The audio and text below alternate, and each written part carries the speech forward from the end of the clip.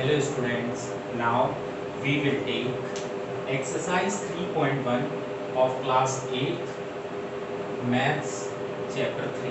Okay, हम इस video में एक्सरसाइज 3.1 के कुछ क्वेश्चंस को सॉल्व करेंगे जो कि थोड़ा डिफरेंट है एक दूसरे से. ठीक है, उन्हीं क्वेश्चंस को हम कंडक्ट करेंगे और आपको एक्सप्लेन.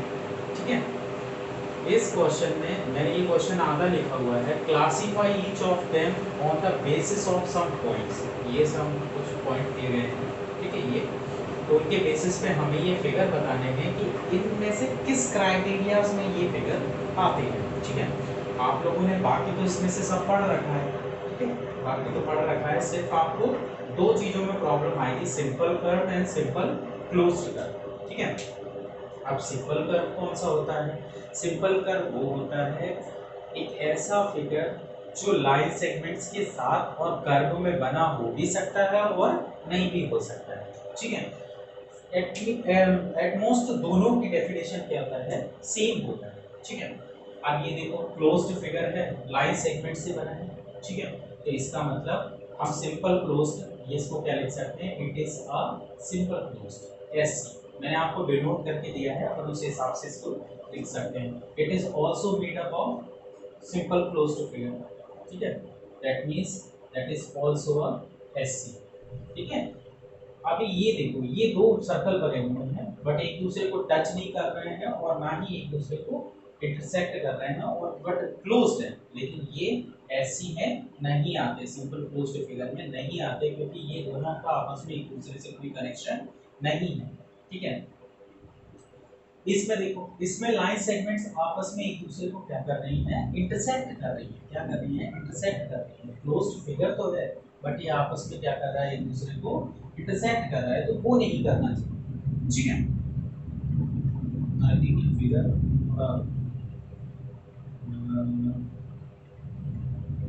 फिगर ये थोड़ा अंडरस्टैंडिंग कर लेना, थोड़ा अजीब से फिगर बने. ठीक है, इसमें देखिए आप, ये कर्व में है, क्लोज भी है.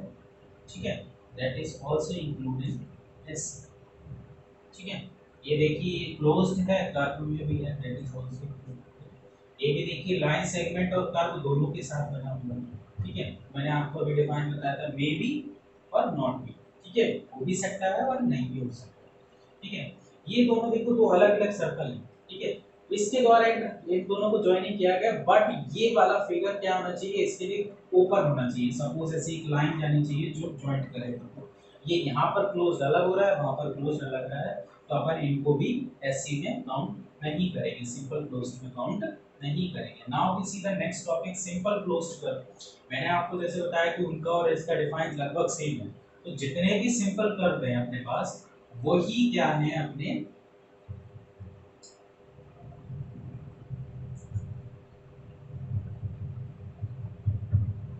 ठीक है, वही क्या है? सिंपल क्लोज्ड कर्व है अपने पास. वही क्या है? सिंपल क्लोज्ड कर्व है, बाकी के अपने पास सिंपल क्लोज्ड कर्व नहीं. अब आते हैं पॉलीगन. अब आते हैं किस पे? पॉलीगन पे. पॉलीगन का डिफाइन क्या कह रहा था? Which is made up of a line segment. Which is made up of a line segments. आप देखो, आप इसमें कौन सा सिर्फ लाइन सेगमेंट से मिलकर बना है? ये लाइन सेगमेंट से मिलकर बना है बट आपस में इंटरसेक्ट कर रहा है, तो हम इसको नहीं लिख सकते. ठीक है, तो that is a polynomial and that is a polynomial. ठीक है, ये दोनों क्या हो गए? पॉलिनोमियल हो गए. बाकी के इनमें से कोई भी पॉलिनोमियल नहीं. बाकी का इनमें से कोई पॉलिनोमियल नहीं है क्योंकि बाकी की ये लाइन सेगमेंट से मिलकर बना है बट इसमें कर्व है. ठीक है, बट इसमें एक अलग सेमी सर्कल से ज्यादा क्या है? 3/4 पार्ट सर्कल का ऐड है. बाकी का इसमें कोई नहीं है. ठीक है, now we see next convex polygon. Convex polygon हमने क्या पढ़ा था?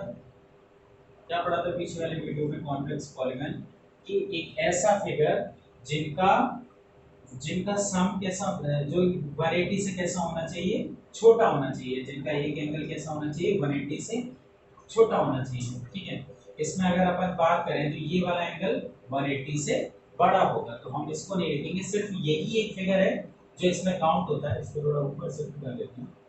ठीक है, यही एक फिगर है जो 180 से सारे के सारे एंगल्स क्या हैं?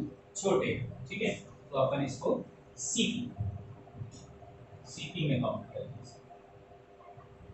ठीक है, इसमें काउंट करेंगे सीपीयू, ठीक है।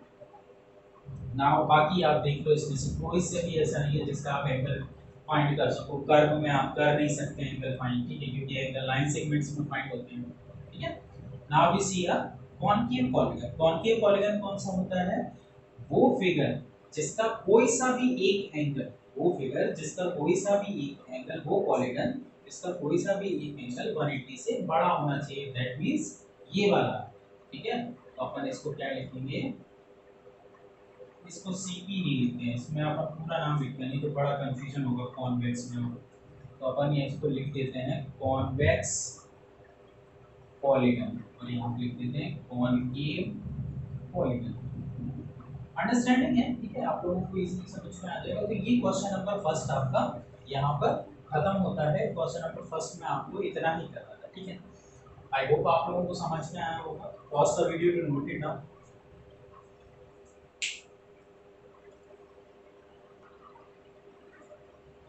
Now we will see our next question number 2. How many diagonals does each of the following have? इनके पास कितने डायगोनल्स हैं और कितने डायगोनल्स इस पॉलीगन में पड़ेंगे, ये अपन को जज करना है, ठीक है, पता करना है आपको। तो देखिए, अपन ड्रॉ करके भी पता कर सकते हैं। देखो कैसे करेंगे। डायगोनल क्या होते हैं? जो कॉर्नर्स को जोड़ते हैं, ठीक है। ऐसे तो हम जोड़ नहीं सकते क्योंकि पहले से ही जुड़ा हुआ है, तो हमने ये वाला अल्टरनेट कॉर्नर्स 1 एंड 1 और कहीं डल सकता है क्या? नहीं। दैट मींस कॉन्वेक्स क्वाड्रिलेटरल में कितने डायगोनल्स रहेंगे? 2 डायगोनल्स, कितने हो गए? 2 डायगोनल्स, ठीक है। इसमें हम नेमिंग कर देते हैं A B C D E F, easily count हो जाएंगे, ठीक है। सबसे पहले हमने ए से सी को जोड़ा, हमने यहाँ लिख दिया ए से, ठीक है। फिर हमने क्या किया? बी को डी से जोड़ दिया, फिर हमने सी को ई से जोड़ दिया, तो सी। फिर हमने ई को ए से जोड़ दिया, ये, ठीक है। इतने हो गए। अब हमने क्या किया कि इसको डायरेक्टली किससे जोड़ा? ई से, और इसी को हमने बी से जोड़ दिया, ठीक है। इसी को हमने सामने भी जोड़ दिया, नहीं सामने नहीं जोड़ा, ठीक है। तो ये कितने हो गए? 1 2 3 4 5 6, ठीक है। अभी देखो आप ऑर्बिटल में, ठीक है, ये वाला पॉइंट देखो, इधर भी ऐड है, इधर भी ऐड है। ये वाला पॉइंट देखो, इधर भी ऐड है, इधर भी ऐड है। ये वाला पॉइंट देखो, इधर भी ऐड है और इधर भी ऐड है। ये वाला पॉइंट देखो, इधर भी ऐड है और इधर भी ऐड है, ठीक है। अभी अपन कहाँ पर अपना बचा हुआ है? कौन से और बचे हुए? देखो पॉइंट्स आप ध्यान से देखते हैं अपन इसमें। ये वाला पॉइंट इधर ज्वाइंट हो गया, ये ट्रायंगल, ये ट्रायंगल 1 1 2 3 4 5 6,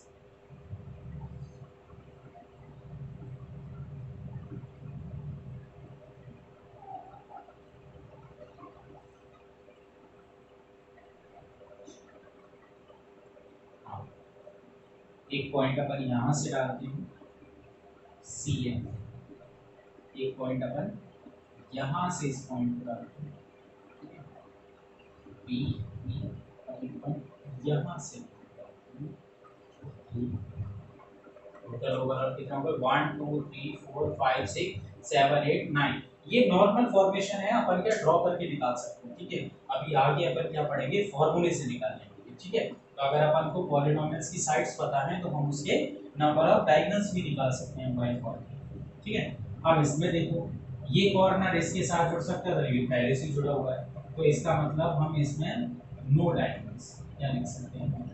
नो डायगोनल्स। ट्रायंगल में कोई डायगोनल्स नहीं डल सकते, ठीक है। Pause the video to note it down.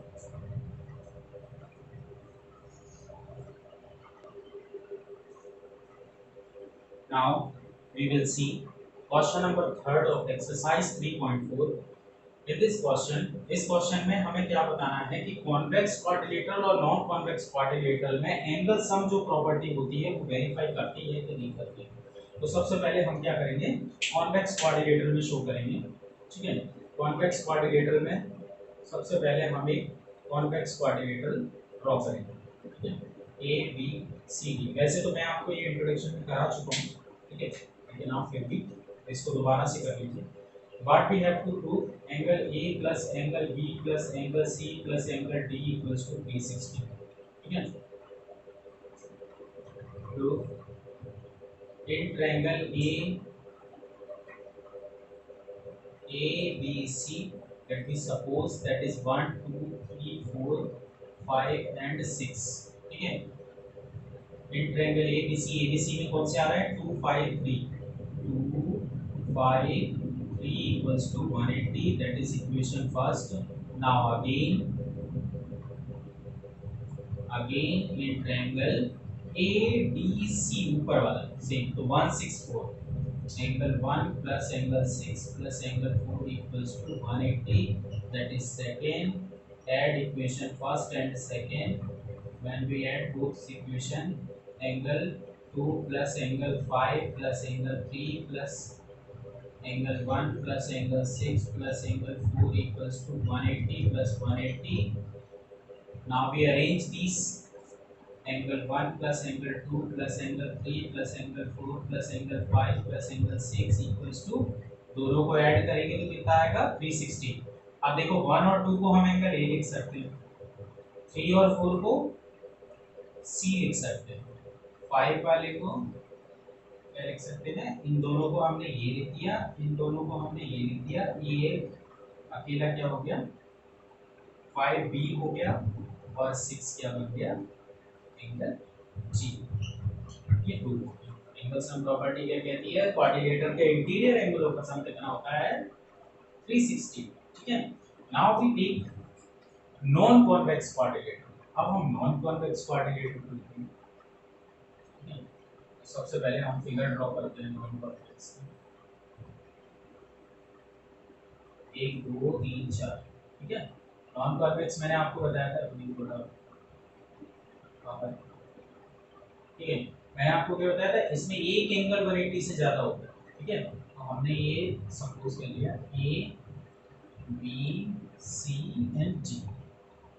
ठीक है, हम इन एंगल्स को सपोज कर लेते हैं 1 2 3 4 5 एंड 6। ठीक है, तो सिमिलरली, ठीक है, हमें भी क्या प्रूव करना है, इन चारों एंगलों का इंटीरियर एंगलों का सम 360 है। तो first we take in triangle ABD, ये वाला ट्रायंगल ले रहे हैं तो 5 और 3 आ रहा है, angle 5 plus angle 1 plus angle 3 equals to 180। ठीक है, अब हम ये वाला ट्रायंगल लेंगे BCD, इन ट्रायंगल BCD। ठीक है, इसमें कौन सा 2 4 6, एंगल 2 4 6 इक्वल्स टू 180। ठीक है, इसको फर्स्ट इक्वेशन मान लीजिए और इसको सेकंड इक्वेशन मान लीजिए, ऐड कर दीजिए, add equation first and second, दोनों को ऐड करेंगे जब आप, तो angle 5 plus angle 1 plus angle 3 plus angle 2 plus angle 4 plus angle 6 180 plus 1। Arrange कर लेंगे हम इनको, angle 1 plus angle 2 plus angle 3 plus angle 4 plus angle 5 plus angle 6 equals to 180 plus 180 कितना हो गया 360 हो गया। 1 और 2 को हम बी लिख सकते हैं, 3 और 4 को हम डी लिख सकते हैं, 5 को हम ए लिख सकते हैं, 6 को हम सी लिख सकते हैं। ठीक है, हमें ये दोनों करना इम्पोर्टेंट इसलिए है क्योंकि क्वेश्चन में आपको पूछा गया है कि कॉन्वेक्स क्वाड्रिलेटरल और नॉन कॉन्वेक्स, तो दोनों को पार्टिकुलरली आपको अलग अलग सॉल्व करके देना पड़ेगा। ठीक है, pause the video to note it down.